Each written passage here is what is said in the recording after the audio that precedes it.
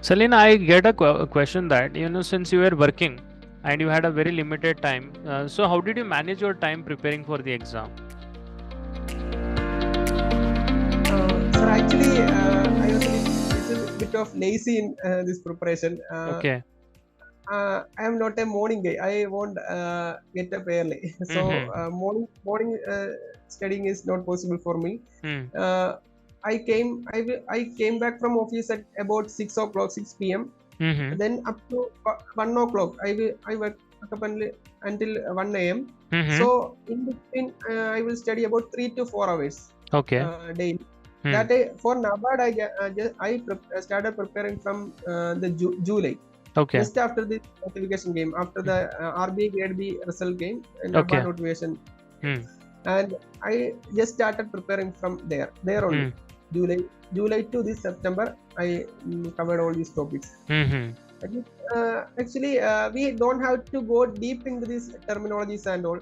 Uh, One example is that for poultry, fisheries and all, EduTap had given a glossary of the important terms used in Mm. this. What is layers? What is Okay.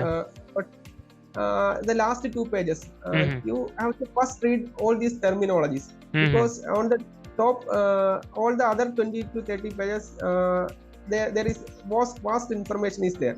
But Mm-hmm. even these terminologies, if we by heart it, or if we understand what these terminologies means, like Mm. some sort of anadromous fish is there, catadromous, Mm-hmm. some Exactly. Mm.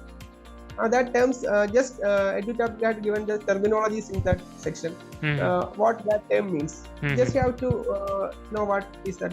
If you don't have any time to read all the above topics, just Mm-hmm. go through this summary or these terminologies. Mm-hmm. Terminologies you can also, for animal husbandry and all, you can rely on EduTap, or just Google that animal husbandry related terminologies. You will get 2 3 pages PDF like that.